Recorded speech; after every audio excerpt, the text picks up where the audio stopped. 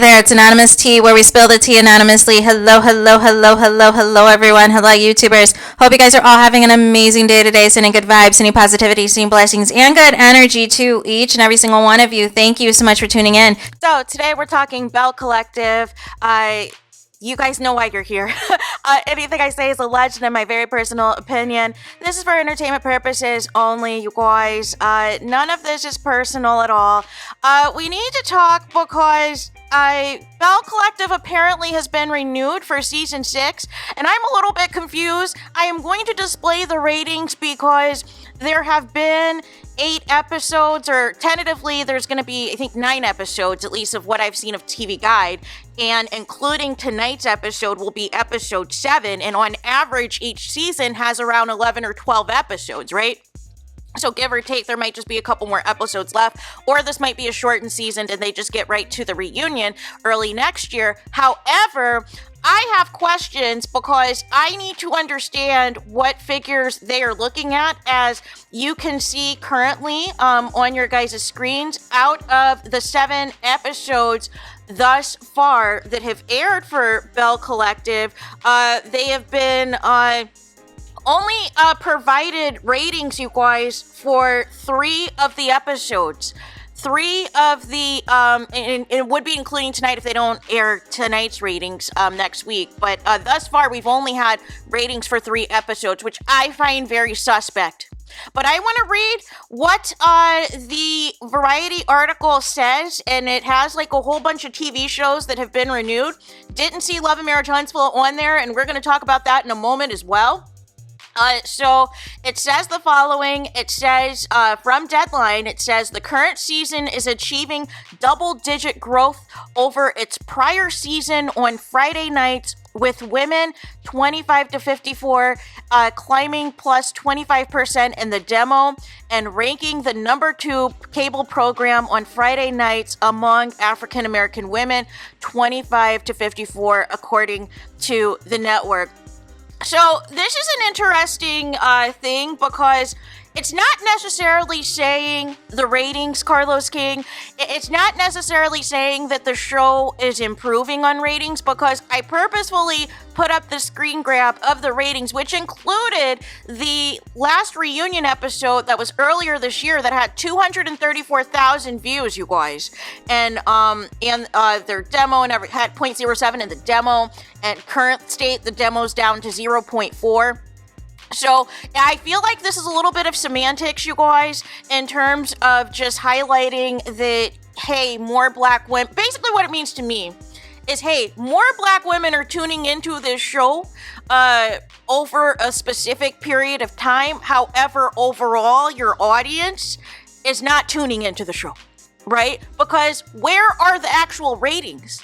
And this is what I mean with semantics with Carlos King is, you're trying to look at the demographics for African American women to try to justify the show's success, but the overall ratings of the shows are not where they need to be, are not performing. And we need to have a real conversation, Carlos King, about that. So Carlos King is ecstatic, you guys. So it's like Carlos King, Owen, and Kingdom Reign Entertainment. They have like a joint We's official post, and it says, "Thank you, God. Hashtag BELLE Collective has been renewed for another season. To celebrate, watch tonight's all-new episode at 8/7 Central on OWN TV. Congrats on the cast and crew." And it's funny because, you guys, the shows that I didn't see or knew about that are associated with Carlos King are the ones that are liking the post and in the comments. Can you make it make sense? Can you make it make sense? So, here's the thing. First and foremost, congrats to BELLE Collective. I've kind of been in and out this season just because, I don't know, I just feel like we're just regurgitating the same thing over and over and over, and trying to force certain interactions and force certain friendships and everything else. Like, when is Fair Street, like, is that just going to be like a figment of the imagination of the show, of rebuilding Fair Street? Like, I just feel like it's never happening, right? And I feel like also it's kind of been weird in terms of the Mr. Mondays episodes that have featured, Akeisha, Latrice, and Soguchi that have just been an epic fail after the other in terms of them spilling secrets either about behind the scenes stuff on the show, which Latrice is basically saying, listen, you guys need to air everything and stop editing things out to make me look bad, and also said that, she didn't feel Mel needed to say anything or state where she stands on the millimeters despite being good friends with Stormy, and that she said that because she's been lied on so much on her own show that she would tell, essentially her co-stars that they better learn how to fight if somebody showed up to their warehouse. So that was her stance. Then we fast forward to Akeisha's appearance, in which it kind of sounds like this might be her last season anyways. She sounds like she's done, and also called out Carlos King because he said that Selena was not going to be a Belle, and she said that she has receipts, they had a conversation about it, and Carlos King, tried to trip her up, tried to gaslight her, and turn her out to be a liar, and all these things. And then, of course, Akeisha, in a deleted post, called out the fact that she did not like her opening credit where she's doing, the light twerk, and she said it was, a fun moment with production, but she had stated to them previously she did not want this to be a part of the opening credits, and it's still a part of the opening credits, you guys. And then finally, we have Soguchi, you guys, who basically went viral setting the roof off this because she basically called out Carlos King and said, listen, I feel like things were set up for me and Selena to interact prematurely, which would be in violation of the protective order. Listen, I felt unprotected as a black woman. I feel that there was production people who were trying to encourage me to talk about things I was uncomfortable talking about, and da-da-da-da-da. And Carlos King is fuming. And then Soguchi also calls out that she was not aware of Selena being a Belle, and that she was told that Selena would just be a friend of per conversation with Carlos King, and that she had to find out via Instagram at the taping of Selena's daughter's baby shower that in fact Selena was filming for the show, and she felt a certain type of way because she was not provided a heads up. And Carlos King is like, well, you need to take accountability as well. And I was like, uh-oh. And according to Soguchi in a follow-up, she said that she still has not spoken to Carlos King, that he is on the mute challenge with her as of late, but also said her husband, JJ, said that she basically said all she needed to say without saying anything further, even though there was more she wanted to say, but unfortunately Carlos King cut her off because he never likes to hear anything that is criticism against him. So finally, just to give you that overview, I wanted to tie this into why this announcement now, you guys. Why this announcement now? And I can't help but think it has nothing to do with the Belle Collective. I can't help but think it has everything to do with Love and Marriage Huntsville. You know, as Carlos King brags, the #1 show on OWN for the last 4 years, the show that beat out Ayanna Vancia Fix My Life. Like that's what we should be hyping up, right? That should be the automatic renewal, right? Because that's your bread and butter. That's your #1 baby, right? That's where everybody allegedly is getting paid, right? And everyone else is not getting paid, allegedly, right? like where's that announcement? So here's the thing. This past week, you guys, for Love and Marriage Huntsville has just not been a good look. I think Carlos King was anticipating the Martel and Marceau fight to be the most viral thing that people were going to discuss, and instead it turned a lot of people off, and it turned into, about Tisha's past in college from 20 plus years ago.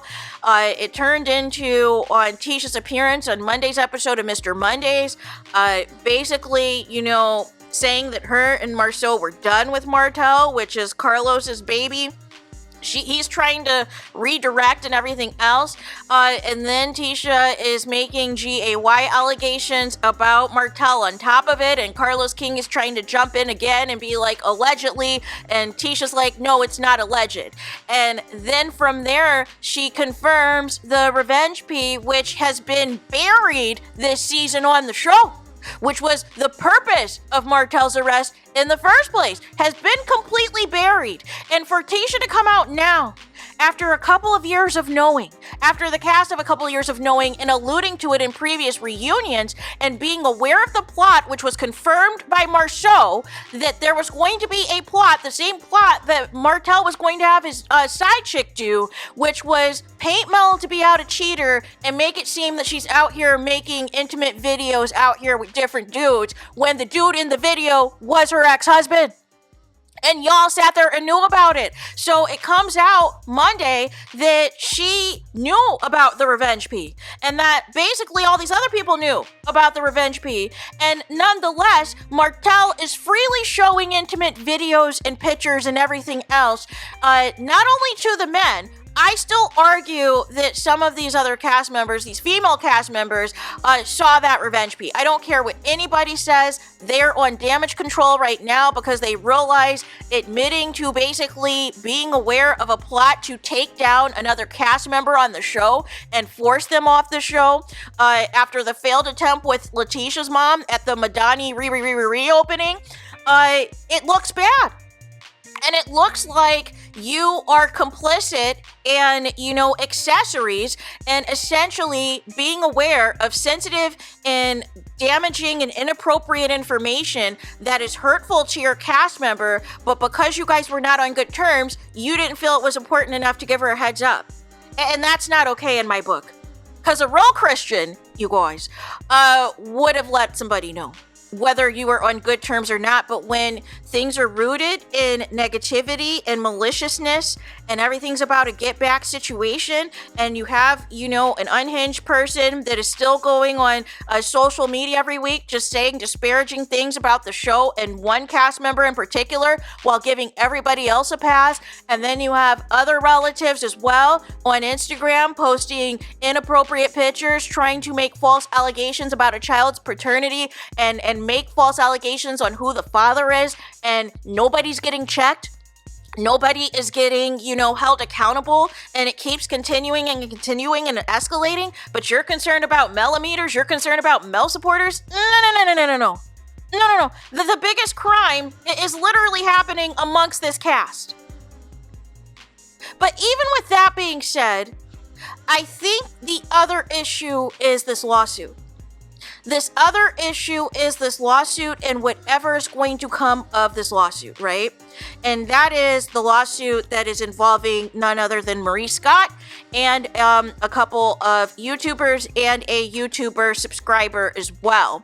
And also, now that Mel basically has additional confirmation of all these cast members who played in her face, who alluded to her, being down and dirty and knowing where the bones are buried, only for this to just be about her intimate video with her ex-husband, she's got grounds for a class action lawsuit against all these people. All these people need to be subpoenaed.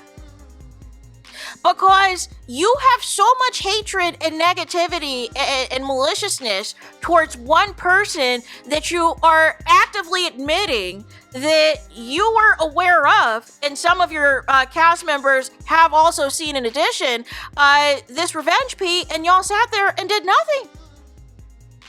It's not about being on good terms or not. It's about this was too far. Just like what happened on Real Housewives of Atlanta Season 9 with RAPE Gate being too far. There's just some lines you don't need to cross. I don't care who has the largest fan base on the show. I don't care who likes you or who doesn't like you on the show. This is not that serious to go along with the plot by somebody who lies all the time. And you're more concerned about him keeping your secrets, so you're willing to go along with something diabolical. And the only reason you come out now is because he finally turned on you, since he has nobody else to basically turn his back on. So you guys are next in line. And that's the only reason you guys are trying to come out now. But now you're trying to clean it up because you realize you're basically admitting to being aware of a serious crime that a cast member that you've protected all this time, you've now fallen out with. and also was in support of him, saying free Martel, knowing he got arrested for this revenge P, that you guys also were aware of the plot, aware of who was really on the tape and everything else, and still move forward to defend him. It was only until the filming of this last episode that you guys got in your feelings and said, oh, this is too far. You've said too much. We can't rock with you anymore. No. Keep the same energy, you guys. Keep the same energy. If you really felt wrong was wrong, you would have handled this a couple of years ago. If you really thought that Martel was a liar and such a horrible person, you would have moved forward with the charges that you filed against him back in season 2.